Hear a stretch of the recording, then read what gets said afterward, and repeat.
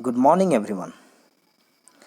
Pie chart के question जो हम लोग स्टार्ट किए फाउंडेशन बैच, आज हम लोग फिर उसी को आगे बढ़ाएंगे, जिसमें एसएससी सीजीएल इंस्पेक्टर वगैरह क्वेश्चन में वहाँ से पूछा हुआ है। तो हम लोग आप देख रहे हैं कि हर टाइप के क्लर्क लेवल से लेकर के इंस्पेक्टर यानी सीजीएल लेवल तक का क्वेश्चन हम लोग देख रहे हैं। एक वीडियो और बना है जिसमें मेंस का क्वेश्चन बताए थे। तो मैंने ये सोचा कि जब बताना है ही तो एक अच्छे लेवल का बताऊं, ताकि आप कोई भी एग्ज़ाम के लिए अच्छे से तैयार हो जाएं। तो जीरो से लेकर के लास्ट तक जितना लेवल होगा वो सारा लेवल हम कवर करेंगे। पाई चार्ट का क्वेश्चन 1 2 क्लास 3 क्लास में और ख़त्म होंगे, और फिर उसके बाद सारा पूरा डेटा इंटरप्रिटेशन पढ़ाएंगे। चैप्टर वाइज हर चैप्टर में धीरे धीरे करके आगे बढ़ जाएंगे, और प्री से लेकर के मेंस लेवल तक का क्वेश्चन हर चैप्टर में देखेंगे। उस चीज़ को आप देखिए और प्रैक्टिस कीजिए। आप पहले कोशिश कीजिए कि जो क्वेश्चन आपको दिया गया उसको पहले आप बना लें, और बन गया तो ठीक है, नहीं बना तब आप इस वीडियो को देखें और उस चीज़ को फिर ज़्यादा से ज़्यादा देख देख करके प्रैक्टिस करें, क्योंकि आप जितना ज़्यादा प्रैक्टिस करेंगे बेहतर आपके लिए उतना ही होगा। चलिए क्वेश्चन को हम लोग देखते हैं क्या कहता है। तो पहले तो एक काम करेंगे कि इसको हम लोग समझेंगे कि आखिर ये है क्या, क्या दिया गया है, क्योंकि पहले आप समझेंगे तभी जा कर के कुछ इसमें आप कर सकते हैं। तो पहला चीज़ कि यहाँ पर दिया हुआ है कि अमर के परिवार के विभिन्न मदों पर खर्च है, व्यय माने खर्च एक्सपेंडिचर होता है। अमर की मासिक यानी मंथली आय 48,000 रुपया है। अब इसी के आधार पर आपको क्वेश्चन देखना है। एसएससी सीजीएल टीयर 1 परीक्षा में 2013 और 14, ये मतलब ऐसा पाई चार्ट है जो सीजीएल ने 2 बार रिपीट किया इस चीज़ को। तो प्रीवियस ईयर क्वेश्चन पर मैं फोकस इसलिए करता हूँ, और आपको मालूम है क्लास में भी मैं प्रीवियस ईयर पर ही फोकस करता हूँ, ताकि क्वेश्चन रिपीट होते हैं और उसी से आपका काम भी बन जाएगा और एक लेवल जो होता है वो मेंटेन रहता है। तो यहाँ क्वेश्चन जो है हमारे पास ये परसेंटेज से है, और आपको मालूम है कि परसेंट का मतलब टोटल 100 होता है। तो हम कह सकते हैं कि टोटल जो परसेंट है हमारे पास, टोटल जो हमारे पास परसेंट है वो 100% है। तो टोटल अगर 100% होता है तो इसी 100% में सभी को बांट दिया गया है, इसी 100% में सभी को बांट दिया गया है। तो हम क्वेश्चन स्टार्ट करते हैं कि इसका पहला क्वेश्चन क्या कह रहा है। यानी खर्च हो रहा है किराए पर, परिवहन पर, आहार पर, शिक्षा पर, बचत और विविध पर खर्च। इसमें ध्यान से देखेंगे तो पता चलेगा कि बचत पर क्या खर्च किया जाए, मतलब बचत कितना परसेंट है ये नहीं मालूम है। तो आपको मालूम है कि टोटल तो 100% है। तो टोटल अगर 100% है तो 100 में से यानी इन सब को जोड़ करके 100 में से सब्ट्रैक्ट यानी घटा देंगे तो ये सेविंग कितना परसेंट है ये आ जाएगा हमें। अब उससे पहले जब आएगा तब देखेंगे। पहला क्वेश्चन देखते हैं। तो पहला जो हमारे पास क्वेश्चन दिया गया है वो ये है, और यहाँ से क्वेश्चन स्टार्ट आपका होता है। पहला क्वेश्चन ये रहा। क्वेश्चन फर्स्ट का नाम है कि उसकी आय अगर 40,000 रुपये होती, जो कि है ग्राफ में दिया हुआ है कि 48,000 है। अगर उसका इनकम 40,000 होता तो भोजन पर कितना खर्च करता। तो भोजन पर वो कितना खर्च करता आपसे ये कहा जा रहा है। तो भोजन पर वो कितना खर्च करेगा ये देखना है। तो उससे पहले आप ये देखिए कि भोजन पर वो कितना परसेंट कर पा रहा है खर्च। तो भोजन पर वो जो है आहार, आहार का मतलब भोजन, 17% कर रहा है। और कुछ है इसमें नहीं, और तो कुछ नहीं। जैसे उसकी आय अगर 40,000 होती तो भोजन पर कितना खर्च करता, भोजन पर कितना खर्च। तो यहाँ पर आप भोजन देखें तो भोजन उस टाइप का कुछ नहीं लिखा हुआ है, लेकिन आहार आपका लिखा हुआ है। आहार जो है 17% है। तो हम इसी पर बात करते हैं कि अगर उसका इनकम 40,000 होता, अगर उसका इनकम 40,000 होता, तो अगर उसका इनकम 40,000 होता तो वो आहार पर कितना करता। तो वो कह रहा है कि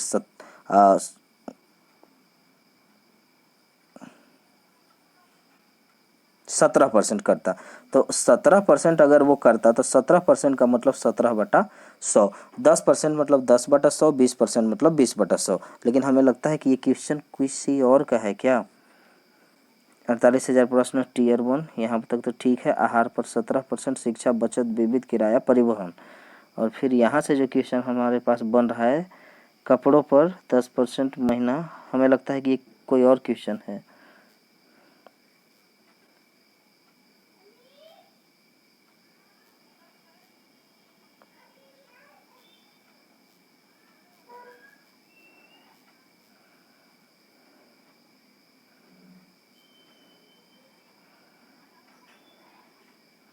चलिए देखते हैं, अगर मैच कर जाता है तो अच्छी बात है।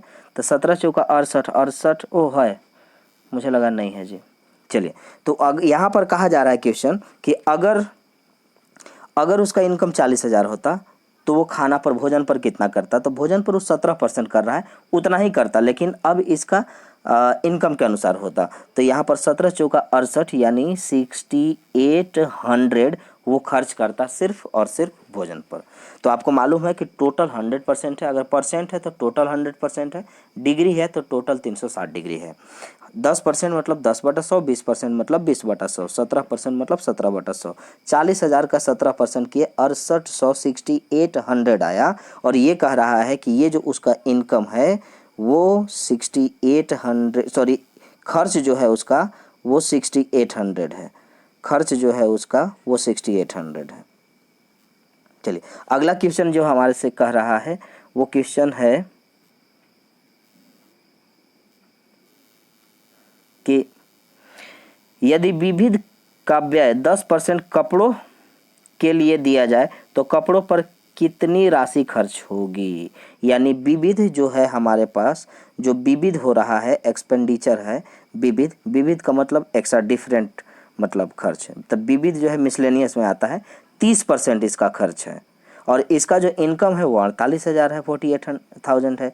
तो यहाँ पर कहा जा रहा है कि अगर विविध का व्यय यानी खर्च 10% कपड़ों के लिए रख दिया जाए तो कपड़े पर कितनी राशि खत्म होगी। तो सबसे पहला चीज़ कि उसका इनकम कितना है। तो उसका अगर हम यहाँ पर इनकम देखेंगे तो उसका जो इनकम है हमारे यहाँ पर वो है 48,000।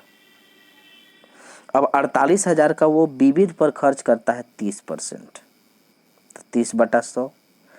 अब 30% वो खर्च कर रहा है, तो यहाँ से अगर हम देखेंगे तो फिर कह रहा है कि 30% तो ठीक है, लेकिन यहाँ हमें कह रहा है कि 10% विविध का कर देता। यानी कपड़ा पर जो खर्च करना है इस बार अलग से कपड़ा पर नहीं करना है, बल्कि कपड़ा पर मैं खर्च चाहता हूँ, जो मैं विविध खर्च कर रहा हूँ उसका 10% कर दूँ।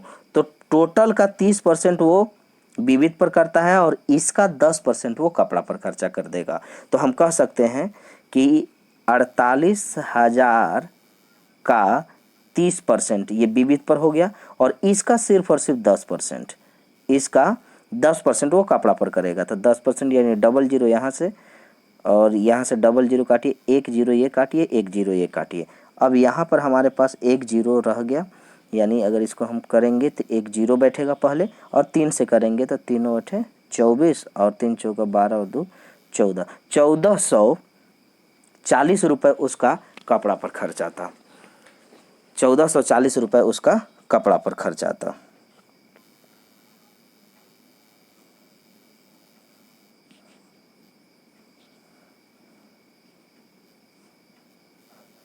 चलिए, अगला क्वेश्चन जो हमसे कह रहा है उसको भी हम लोग देख लेते हैं, ये क्या कहता है।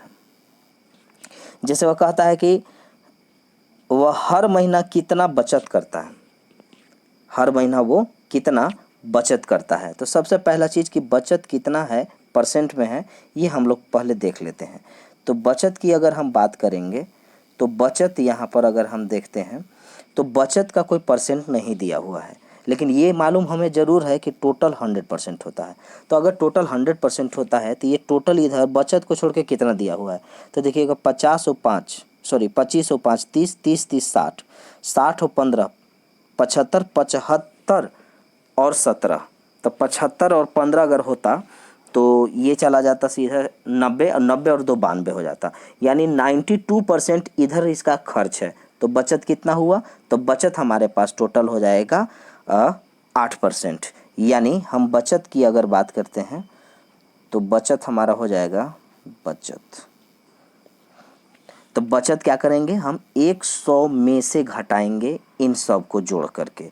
तो यहाँ पर हम करेंगे 30%, 25%, 5%, 17%, 15%। देखिए इतना लिखने की ज़रूरत नहीं है, लेकिन सिर्फ मैं ऐसे ही बता रहा हूँ क्योंकि ये तो खुद जोड़ा गया। देखिए 25 और 5 30, 30 30 60, 60 15 75, 75 और 17, तो 75 और 15 90, 90 और 2 92, यानी 92% इसका खर्च है। तो 100 में से अगर हम 92% यहाँ पर हम घटाते हैं।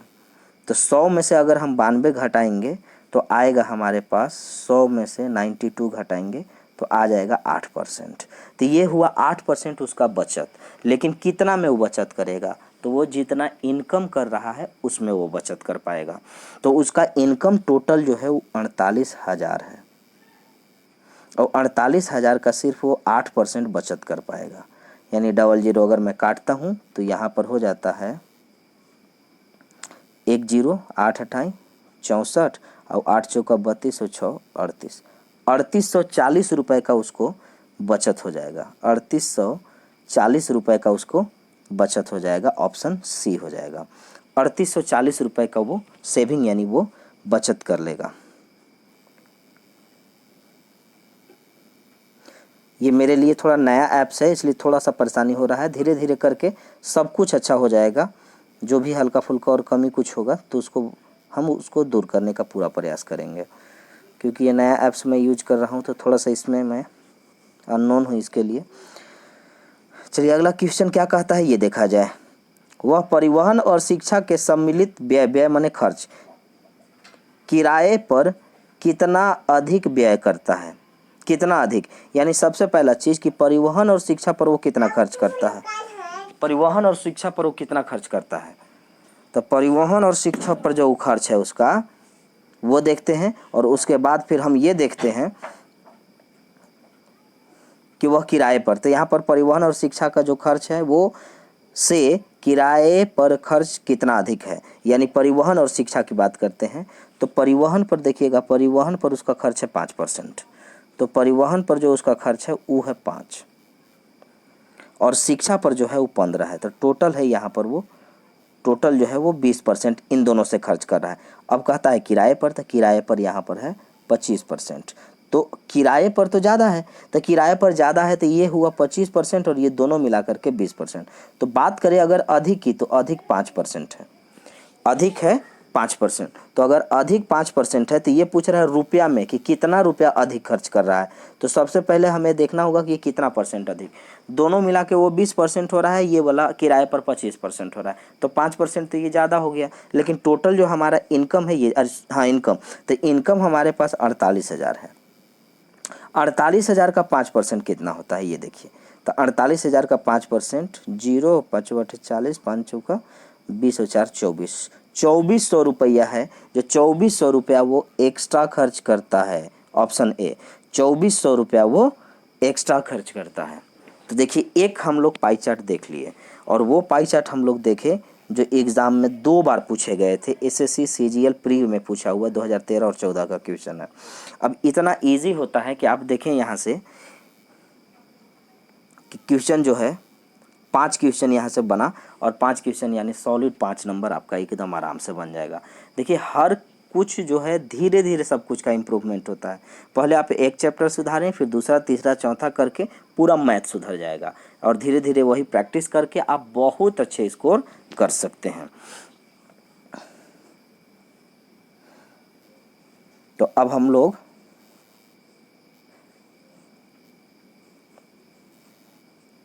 मिट जा रहा है ये वाला, चलिए ठीक है।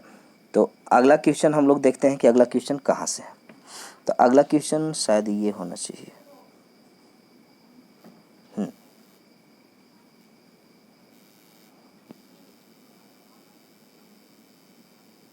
ठीक है।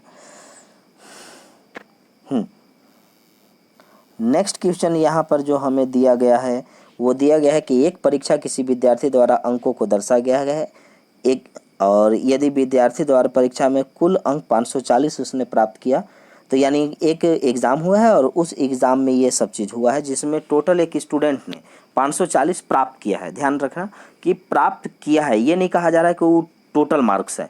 कुल अंक परीक्षा में प्राप्त कुल अंक यानी वो ऑब्टेन्ड मार्क्स हैं, प्राप्त किया है, उसको जो मिला है 540 है।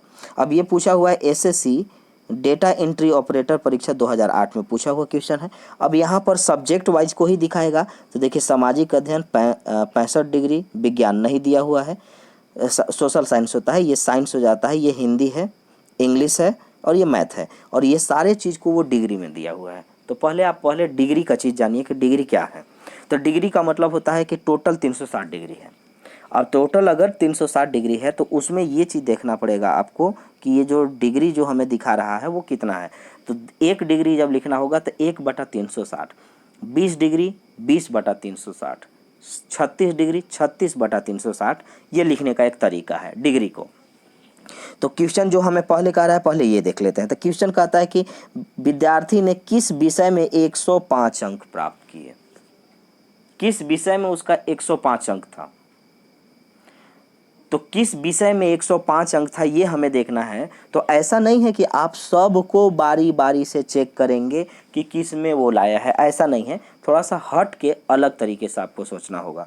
और आपको पहले बताया गया है कि लेक्चर सुनना ज़्यादा ज़रूरी है, क्योंकि जब तक आप पूरा लेक्चर नहीं सुनेंगे, आपको क्या बताया गया जब वो पता ही नहीं चलेगा, तो आपका कंसेप्ट कभी नहीं बन पाएगा।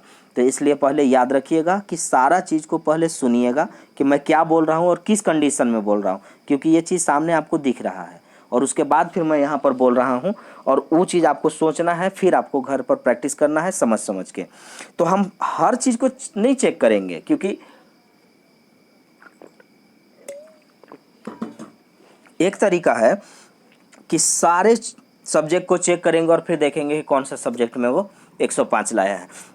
एक तरीका ये है कि अगर अलग तरीके से उसको सोच लिया जाए तो डायरेक्ट भी आ जाएगा। जैसे सारा चीज़ डिग्री में दिया हुआ है, तो हमसे पूछ रहा है कि किस सब्जेक्ट में 105 लाया है नंबर, 105 मार्क्स लाया है। तो कौन सा सब्जेक्ट में 105 लाया है, मैं ये अगर इसी 105 को ये कह दूं कि 105 नंबर कितने डिग्री के बराबर है।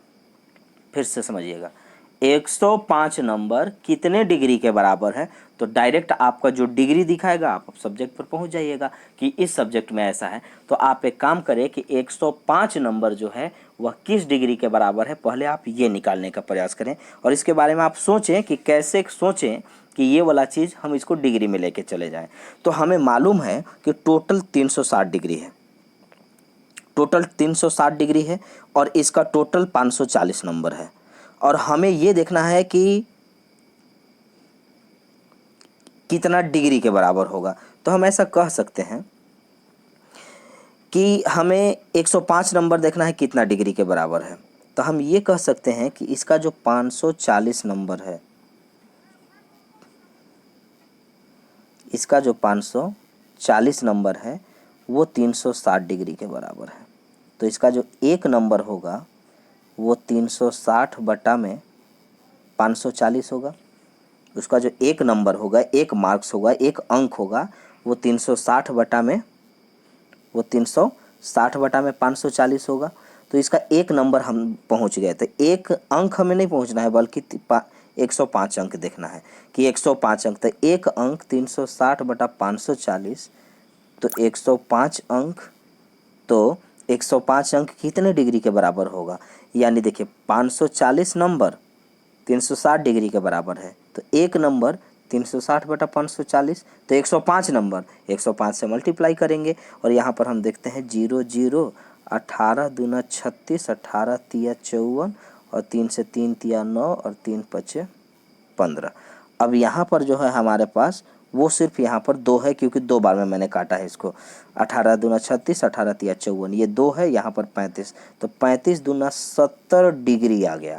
अब आप चुपचाप ये देख लीजिए केवल कि ये जो डिग्री है 70 डिग्री कौन से अंक में है। तो हिंदी में है, कौन से सब्जेक्ट में है, तो हिंदी में। तो डायरेक्ट हम देखिए इतना बड़ा क्वेश्चन को डायरेक्ट हम शॉर्ट में सोच लिए, क्यों, क्योंकि हल्का सा अलग से सोच लिए, वरना आपको ये पूरा के पूरा चेक करना पड़ता, सब अलग अलग निकाल के ये देखना पड़ता कि किस में 105 नंबर लाया है। हमने हल्का सा डिफरेंट सोचा और डायरेक्ट क्वेश्चन के आंसर पर पहुंच गए। और वो हमने सोचा कि अगर हमने ये सोचा कि आखिर 105 मार्क्स जो है, अंक जो है, वो कितने डिग्री के बराबर हो सकता है। तो पहले ये देखेंगे कि वो टोटल लाया है 540 और टोटल डिग्री 360 है।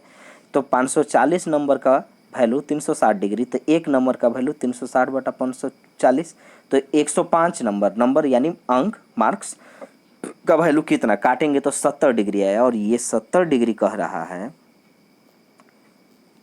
ये जो 70 डिग्री कह रहा है वो कहता है कि हिंदी में। तो यानी हमारा आंसर जो होगा वो हिंदी सब्जेक्ट होगा।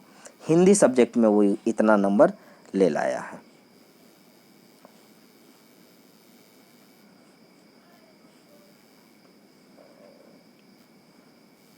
चलिए अब हम लोग अगला क्वेश्चन को देखते हैं कि अगला क्वेश्चन यहाँ पर हमसे क्या कह रहा है।